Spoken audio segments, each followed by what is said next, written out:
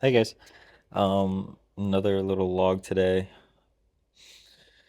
It is currently about 10 p.m. I've been going to bed at like 8:30, between 8:30 and 9 for the last 4 or 5 days. So it's a little bit later of a night. Getting up at 7 tomorrow, but I'd like to try and find something to stick to. But something that I'm learning is I've always been somebody who's interested in talking about ideas. And that's kind of what I do here. When I come on each day, I talk about ideas and theories. But the more time that passes, the more I realize that there's like two distinct types of people. There's the ones who like talking about ideas, and then there's the ones who don't really talk and aren't super deep people, but they get a lot of stuff done because I spend so much more time acting than talking. And I think that like it could be argued that those people who do a lot more work, that's like the better type of person to be. But also like I find joy in talking about ideas. And so I think it's a distinction between expecting talking about ideas and learning to get your results and understanding that work is required or else none of it matters. But if you enjoy it, treat it as if it's a hobby, not as if it's the way to success. Like by sitting here each day and making these videos on a whim, it's not going to make me successful. There's a very low probability people are going to watch these videos because they're unscripted, unedited, pretty lazy most of the time. And what's really going to make me successful is actually doing the work the other 16 hours a day that I'm not making this 5 minute video. And that's what you're not going to see.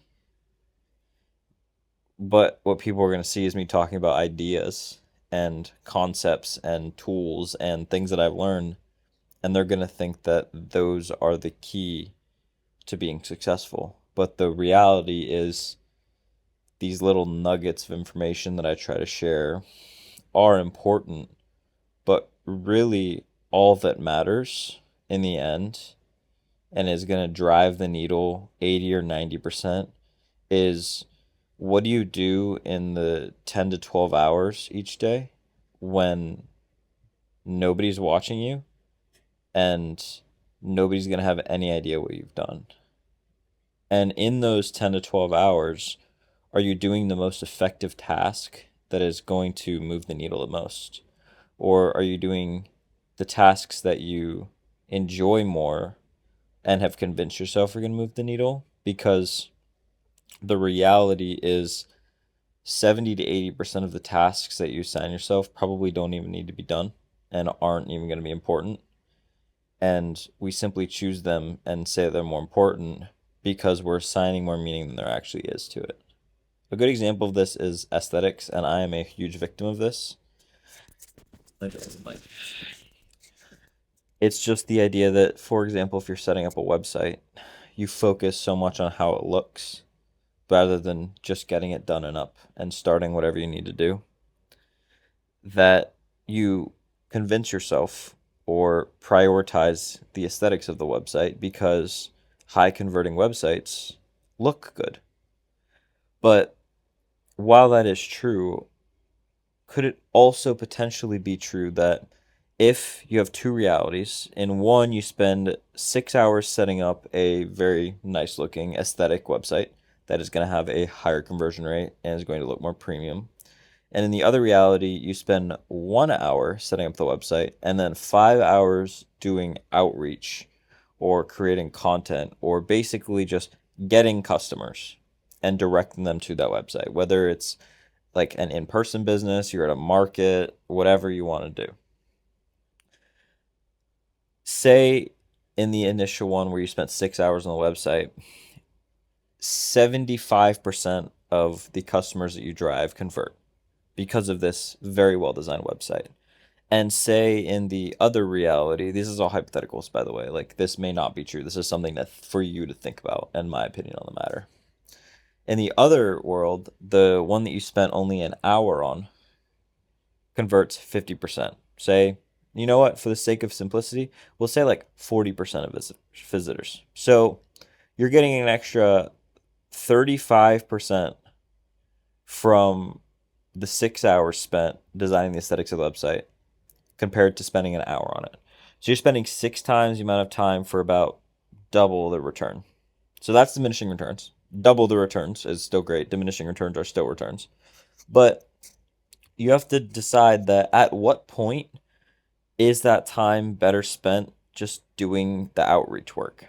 So I have 75% on my sexy website, and I have a 40% conversion rate on my not so sexy website that I spent a sixth of the time on. Now, on the first one, I spend 6 hours. The second one, I spend 1 hour. That leaves me 5 hours of differential. And say in those 5 hours, I decide to go on social media and do DM outreaches to my target audience. However, I might decide to do that. I don't know much about that, but just as a random example. And say I can average getting one person to my website per hour. That's 5 hours. 5 people, 40% conversion rate, 2 people. So in the time that I spent making like my website for 6 hours to get a 75% conversion rate, and I make $0 off of this. Or I have a 40% conversion rate and I spend the other 5 hours that I would have spent designing a sexy website getting customers and doing that work. I would get 2 new paying customers with the 40% conversion website. Assuming I get one per hour and then 40% convert, that's 2 new customers. Would it be more value? And I'm not saying this because it is, I'm saying like hypothetically for your business or whatever you are doing, would it be more valuable to spend that extra time just doing outreach and getting more customers, or in the long run, would it be more valuable to spend the extra time on the website?